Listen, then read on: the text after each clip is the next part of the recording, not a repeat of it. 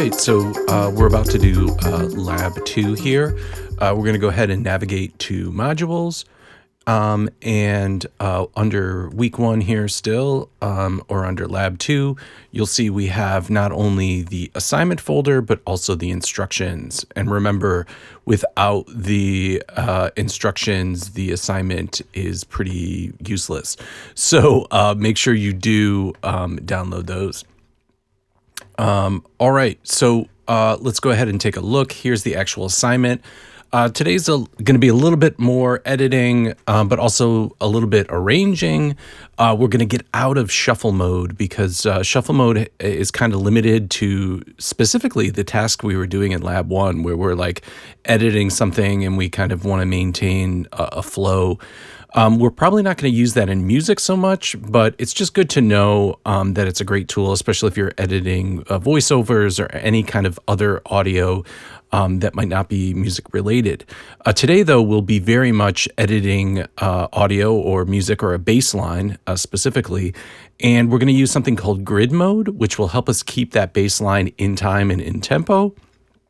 Because as you may or may not know, most music is in time and remains in time. And in fact, most of the DAWs and all the AI software and all the crazy plugins that you can get, a lot of them focus on making sure things are in time and staying in time. So we're going to set up Pro Tools in a way where we're going to actually create a grid, and that grid will make it easier for us to edit these bass clips or these musical lines and place them in time within the session. This will then lead to the second part of the lab, which is actually to create a basic drum beat. Don't worry if you can't cook, it's not a problem. The drum machine that we're going to use actually has a whole bunch of preset sort of beats that you can use and apply. So it's more about just like understanding how to create an instrument track and then putting what we're calling boom on it, which is the drum machine native to Pro Tools. So yeah, we're going to the objectives for today are to go ahead and label setup and save the project.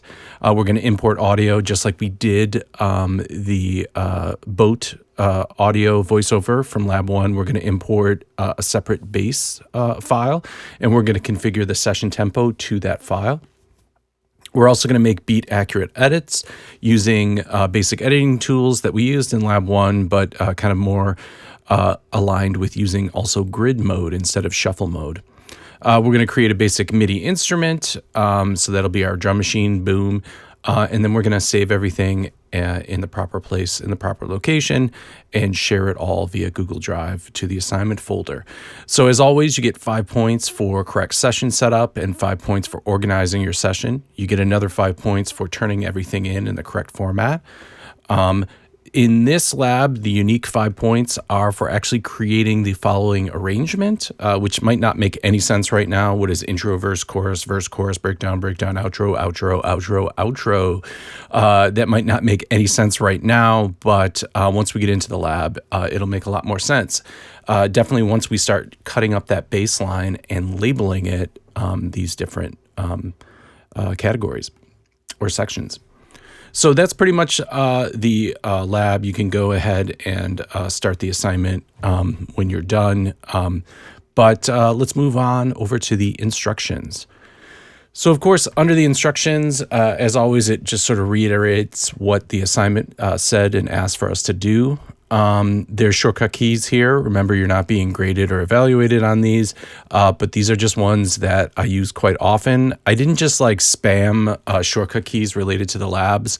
I thought about the shortcut keys that I would be using, and I made sure to include those. And these are ones that I use all the time. These are not just, like I said, spamming shortcut keys for the sake of it. So the first thing you're going to do is create a session. Been there, done that. Already did it. Hold on. I have like Photoshop open here. Let me close that. By the way, that's just a good lesson is to make sure you don't have tons of other stuff open. Right now I have QuickTime open because that's how I'm actually doing this screen share. I do have text edit open on it, which I should probably close.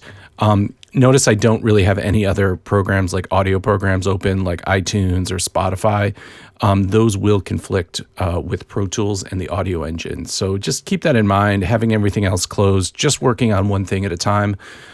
Maybe put your phone away. No, now I'm sounding like somebody's dad. So but yeah, one program at a time, especially when working in Pro Tools. Like I said, sometimes Spotify or the other audio programs will try to relinquish control back from Pro Tools while you're working, and it will hard crash. So just keep that in mind. We don't need to create a session here. I mean, it says we do here, so please do. I've already created one. One of the ways I'm making these help videos is I already have this pre-set up session that I'm running. Just to give you a quick note, if I was going to create the session, I could do File, New, or Command N, shortcut key I use all the time, and it will bring up this dashboard window. And of course I would label it year, month, date, right? Your name, and then lab name or project name, it would be lab 2. And then I would save it as WAV 24-bit 441 and stereo mix. Remember last time we talked about to make sure you've identified where you're saving it. So right now it's going to my desktop. That's good. It may go to a different place. Sometimes it tries to default and save to my computer. So if you're working from home, that's impossible. They haven't figured that out yet. But yeah, you can go ahead and hit create. I won't do that because, like I said, I already have a session open. If you notice, sitting here on my desktop is year, month, date, Doug B Lab 2. And if I open that up, notice not only is the session file here, but then all these other folders that eventually I'm going to need to zip or archive or compress this entire folder here and share that on Google Drive. That's going to include any audio files that I bring into the session. So yeah, let's move along the story here and try to find the plot. Yeah, if we scroll down here, there's just some more help videos. Once again, we should take a look at the hardware buffer size. I'm going to go ahead and open that up again. These are just good windows to know in Pro Tools. So if I'm in Pro Tools, I'm going to go up to Setup up here at the top, and I'm going to click on Setup and go to Playback Engine. Eventually, we'll probably look at a bunch of these windows, but the one most important is the playback engine. Notice mine is set to SSL2. If you were using your speakers on your MacBook or a pair of headphones, they would be there. I believe if you had your Bluetooth headphones plugged in, they would show up here as well. You can see I have all types of other interfaces here or audio engines or playback engines that I could use. But I'm just going to stick with SSL2. That's the interface that I'm using. So you might see Scarlett, like if you have an audio interface, which is preferred. And then the hardware buffer size, I'm just going to leave it in the middle at 256. I mentioned last time putting it up to 1024 versus bringing it down to 32 samples is going to affect what we're doing. When we're recording, we usually like to keep this sample size or hardware buffer size as low as possible. And when we're mixing, as high as possible. We'll talk a little bit more later in the semester about that. Make sure none of the optimizations are clicked. This could just lead to disaster. It does improve performance sometimes, but sometimes at the cost of creating pops and clicks. So yeah, it says it right here. So yeah, this is a great get you fired button. You end up going and doing a mix and sending it out, and there's clicks and pops in it that you didn't hear. Yeah, because sometimes even when you're playing it back, you don't hear it. It just ends up in the bounce. So it's a nightmare. Stay away from them. Those boxes are, yeah, those are the, I don't know, what Odysseus and the, I don't know. I don't know. It's bad. I was trying to go for Odysseus and what was it? There was like mermaids or something that were leading the boat into the rocks. Yeah, you're right. These help videos are going to be way long if I keep trying to quote the Odyssey. So we're going to hit OK on that. That's what the lab does ask you to do, is to go ahead and go through and just configure that. It also talks about another window that's pretty important too, the session setup window. It just lets you know what your sample rate and bit depth is in your current session. There's a little help video within the help video about that. Next thing I'm going to do is download this bass.wave file. You notice when I download it, it's over here in my downloads. And you notice my downloads don't go to downloads. They actually go to my desktop. So you can always go into Chrome if you're using Chrome and go to settings. And if you go under where it says downloads, you can change where the location is. So if you don't want to have it to go to downloads because you just get confused and get lost, you can always change it. You can see I have it to Dogatron 3030 desktop here. Ask me sometime why my computer's name is Dogatron 3030, and I will tell you an old tale of hip hop from the early 2000s. All right, cool. So we got that going, we got that rocking, we got our bass file here. Next thing we need to do is just go ahead and drag that in. It says to use the workspace browser if you're following the letter of the law here. I've stopped using the workspace browser more and more, especially now because in Pro Tools you can go over here to settings, and you can go to the processing tab and make sure that anything you copy in is automatically copied in. So there's a lot of stuff I can do by just actually just dragging it in. There might be a time later in the semester, or like in music production too, we do some advanced stuff, and sometimes having the workspace browser is helpful. But for right now, I'm just going to take it from my desktop over here, the file, and I'm just going to drag it right into my tracks list on the left-hand side. When I do that, you can see, boom, there it is. Now I have a bass file in my session. Of course, it's super tiny, so I'm going to go ahead and click at the bottom of the track and drag it down to make it super large because I'm blind. Maybe you are too. We can be blind together. Remember, I'm using Option Scroll to zoom in and Option Scroll to zoom in and out, and then I'm using Shift Scroll to scroll left and right. All right, so we have a bass line in here. I'm going to go ahead and make it so that you can hear it too. Let's go ahead and play that bass line back. Let me go back to the start. I can hit return to go back to the start.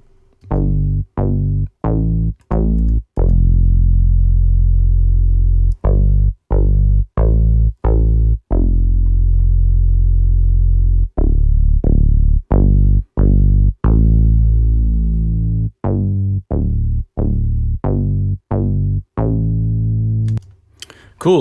That's probably one of the greatest bass lines ever conceived. I, of course, wrote it, so that's why it is.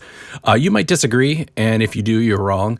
But that's not really the point. The point is not the merits of this bass line. It's rather that there is a bass line, and what we're going to do in this lab is we're actually going to cut the bass line up into specific parts and then sort of rearrange it to kind of fit the structure of a basic song. So the only problem is right now, if you take a look up here at the top, if we press play, these bars and beats on our main counter here, they have nothing to do with the bass line. It's like 1, 2, 3, 4, 1, 2, 3, 4, 1, 2, 3, 4. So right now we can see that this bass line is not actually synced to the session tempo. And right now the tempo is 120. So there's a couple ways I can figure this out. I can actually start playing and I can tap the tempo. So I would start playing. I have to open the tempo window first. Sorry, or did I already do that? I did. So I've opened the tempo change window. By the way, I did that by hitting this tiny plus symbol next to the tempo. And now if I tap T, as in tapping, I can tap the tempo in 2, 1, 2, 3, 4, 2, 2, 3, 4, 1, 2, 3, 4. So I got about 90, and if I hit OK, look what happens now. It's changed my session tempo to 90, and if I begin playing from the beginning, let's see what happens. 1, 2, 3, 4, 1, 2, 3, 4, 1, 2, 3, 4, 1, 2, 3, 4. 1, 2, 3, 4. So that's cool. And by the way, do you notice now the grid lines that are in my session right now? Here's my grid. I can turn the grid on there. And if I go here, now it's a bar. Let's do it like at a quarter note. Do you notice now how that grid actually is now lined up to where my bass notes are? 1, 2, 3, 4, 1, 2, 3, 4. which is cool as hell because now basically when I go to edit or move stuff around, I can do so based on the beat. So I'm going to go back to, for my resolution, back to 1 bar because I don't need quite a quarter note. By the way, I'm still in shuffle mode, so this is not what we want to do. Remember, shuffle mode slides and locks things in. Slip mode, I can do whatever I want. Life is just free and easy breezy here. I can slide wherever I want. Now, if you notice, if I go to grid now, look at grid. It only lets me make selections based on the grid. And knowing that this bass is locked into the grid, life is going to be pretty good, especially because the next task that we have to do is actually to go ahead and align or edit basically, or create sub clips named like intro, verse, and chorus, and then go ahead and arrange them. So yeah, if we take a step back here and look at the next part of the lab, we went ahead and we got it out of slip. We put it in grid. We adjusted our grid. We listened to the file and we tapped at about 90 beats per minute. I think it says that if you don't do so well with the tapping or you have no sense of rhythm, that's fine. If you notice, I do give it away that it's about 90 beats per minute. So if counting is not your thing, if it's hard to count to 4, that's cool. That's not a requirement for this class. But yeah, so take a look at that. One of the things it wants us to do is create something called markers. So I'm going to use the enter key, which is on the numeric keypad, not the return, but enter key. And I'm going to make markers at bar 1, bar 5, and bar 9. So let me go ahead and do that. These are mostly just for us to get familiarized with markers. So I'm going to be hitting return. If you don't want to hit return or you don't have return on your laptop, you can always go to this markers button here. And once again, this tiny plus arrow here will let you make a marker. So it says to make one at the start, I believe, at bar 1, beat 1, which we have right here, you can see. So I'll go ahead and make a marker. It opens this marker window. What does it want us to call this? I think it just wants us to call it first. So let's do that. I'll call it first. Try not to hit the mic here. The mic is dangerously close to where I type on the keyboard, so I'm gonna pop it up a little bit, pop it up so I don't hit it. You'll get this horrible like boom sound, and not boom like the drum machine. All right, let's see. The next one says to be at, the second one is at 5-1, so I'm gonna navigate to 5-1. This time I'll use the enter key on the keyboard, so you won't actually see me hit the plus marker here to add a memory location. I'm just going to hit return. That'll create a 1. This one is supposed to be called second, so we'll do that. I think it wanted it all caps, but whatever, I do what I want. Let's see, the third one goes at bar 9, beat 1. So I'll go to bar 9. By the way, see how easy it is for me to select bars because I'm in grid mode over here, and my grid is currently a size of 1 bar. So this makes life pretty easy. I'm going to go ahead to bar 9, hit enter, and this will be called third. It feels weird to have it all in caps like it does in the demonstration. It seems like I'm yelling. Okay, so once we do that, then it should be pretty easy for us to go ahead and separate the clips. So what I'm going to do is you should now have 3 equal length clips in the edit window, and you can go ahead and edit them. So I will.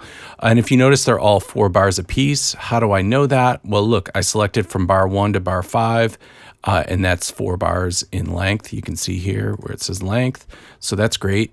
So I'm going to hit Command E. That's one of our shortcut keys. And notice now it's separated this into its own clip. And then at bar 9, I'll do the same. I'll click there and hit Command E. Look at, we now have actually 3 different clips. We have this bass 01, bass 03, and bass 04. But that's not what the lab wants us to do. The lab doesn't want us to have them name that. It wants us to rename it. So you can either double click on it or you can just right click and go to rename. And it wants us to call this first one here intro. So I'll do that. We'll call it intro. By the way, did you notice over here in the clips list on the right hand side, it renamed bass 01 to intro. So now it's no longer called bass, it's called intro. Notice the original bass file, though, here at the top has not been altered in any way. This is just sort of a version of it that we're creating. This is called non-destructive editing, and life is good as a result of it because we won't ruin the original bass recording, which, as we mentioned, is one of the greatest bass lines ever conceived, so we obviously wouldn't want it to be destroyed. Read the deep sarcasm there. So, yeah, then at the second one, this one is going to be what we call, I think, verse. So we'll call this one verse. And then the last one we'll call chorus. So I'm just right-clicking here, or control-clicking if you don't have a right click. And we'll call this last one chorus.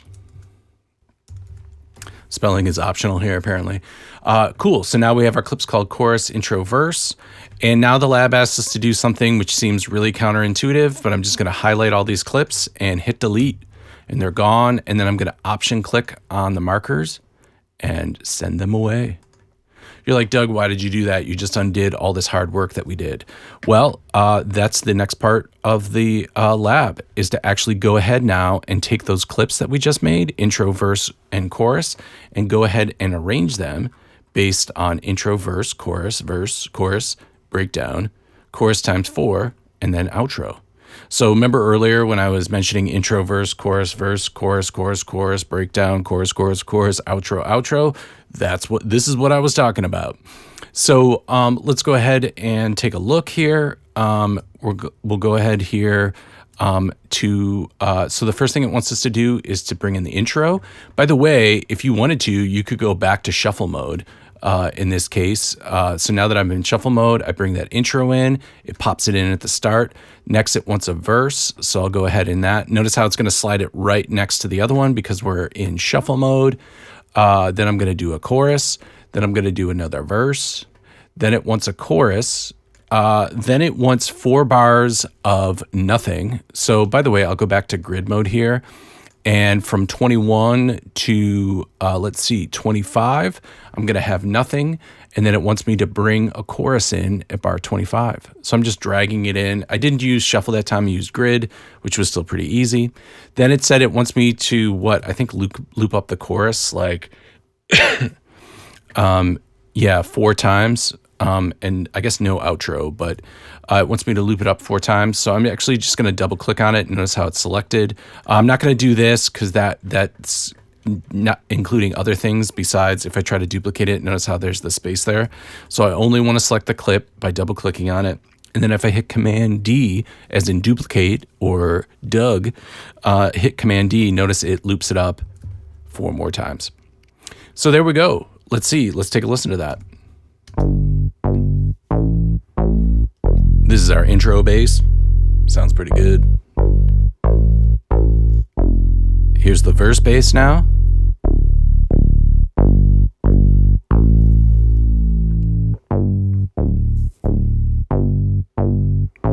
Wait for that chorus. Here it comes. Oh,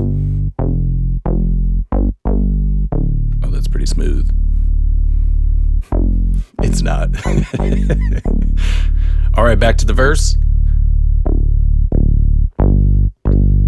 It doesn't have to be good, it just has to be in time.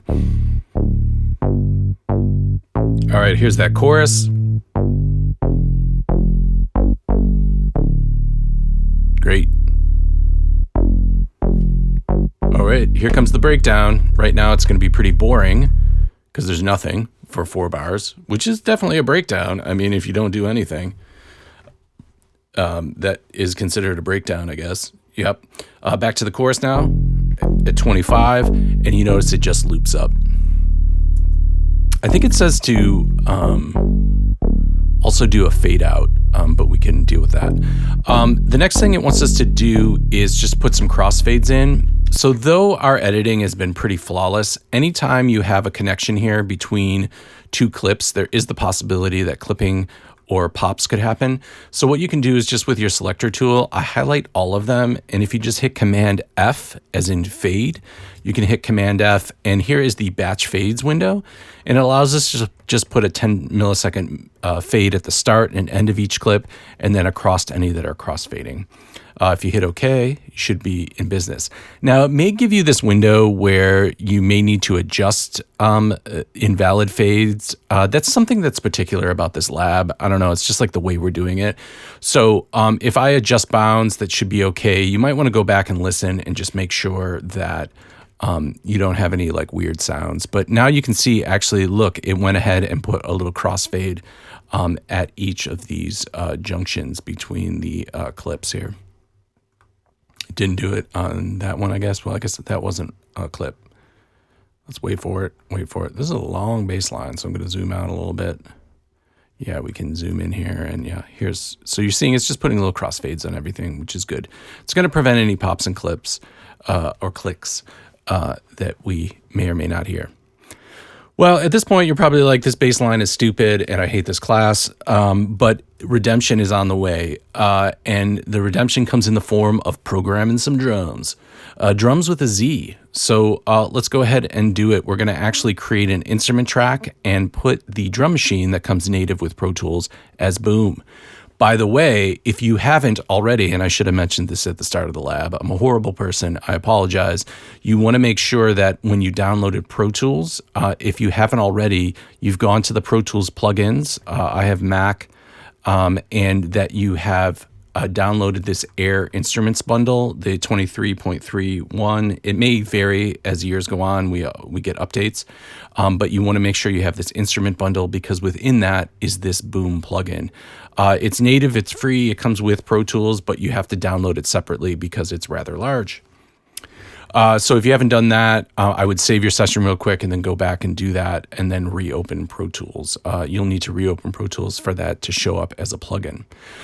So if I go back to Pro Tools now and I create an instrument track, Command-Shift-N to create new tracks, or you can go to Track and New. I'm going to create a stereo instrument track. So notice here, we'll get into this a little bit later, but there's different options like audio tracks, aux masters, master faders. We want to do an instrument track. Some people might be tempted by MIDI, but there's a special case used for MIDI tracks. And in general, anytime we're doing MIDI, we're actually going to use an instrument track. I know that's confusing, but we'll talk more about it. This is going to be a drum track. We'll put some boom on it. So I'm going to call it drums, like I said, with a Z, because I never learned to spell. All right, so yeah, if we look at drums here, once again, Pro Tools is dead set on making everything super tiny, so I'll go ahead and make it larger. Hey, by the way, if your window doesn't look like mine, your edit window might look like this. It's basically like just the track color and the name. If it looks like that, you can go to this little edit window view selector here, and I usually like to have instruments on, inserts A through E, sends A through E, and I/O. And this way I can kind of see what's going on in a track. That gives me the instrument for this instrument track. It gives me inserts, which we're about to use here, and sends, which we'll use a little bit later in the semester. I also like seeing the I/O because right now I know it's going out output 1 and 2, which has that little speaker icon, which lets me know it's a valid output and I should be hearing something. If I can't hear something, I maybe need to adjust the level on my headphones, or my ears are broken and I need to go see a doctor. Those could both be true simultaneously. I'm going to set this up so that we can hear some boom. I'm going to go ahead on this first insert and just click. I'm going to go to multi-channel plugin, and then I'm going to scroll down to this instrument category. You can see I have a whole bunch of instruments because I'm just a boss. You won't have as many, or maybe you will, because you might be a boss as well. But what we're going to be looking for is the boom stereo instrument track. So we'll go ahead and open that up. And if I press play here, let's get ready for some boom. Great. Cool. So here's the cool part. If I start press play, by the way, to start and stop playback, I'm hitting the space bar on the keyboard. You can press play up here if you'd like, but it's actually just easier to press the space bar. So if I press space bar, we got some bass. Now, if I press play, oh, that's smooth. So yeah, if you can see, Boom was just automatically already playing back at our session tempo, which was 90 beats per minute. And because we locked this bass line into that session tempo, life is good, and we can just now do whatever we want. By the way, I would recommend, if you notice it says this pattern is playing on C3. So if you don't want to have to hit play each time, you can get out your pencil tool here. And maybe you don't read notes, but you can see this is there's a little 3 here. So right next to the little 3, I'm going to click here with my pencil tool, and I'm just going to draw a line. And if I do that and run it through the whole piece, I've got drums, which is pretty cool. So now if I hit stop and go back to the start, notice those drums just automatically start playing. All right, I don't like this pattern. So let's switch up the patterns. So there's a couple things I could do. I could clear the pattern by hitting here, and I could just make my own kick, snare. Let's try this. I want that bump bump.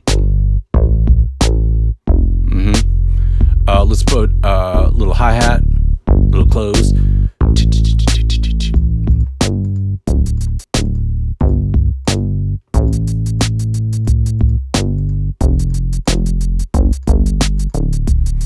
Uh-oh, let's get a little open.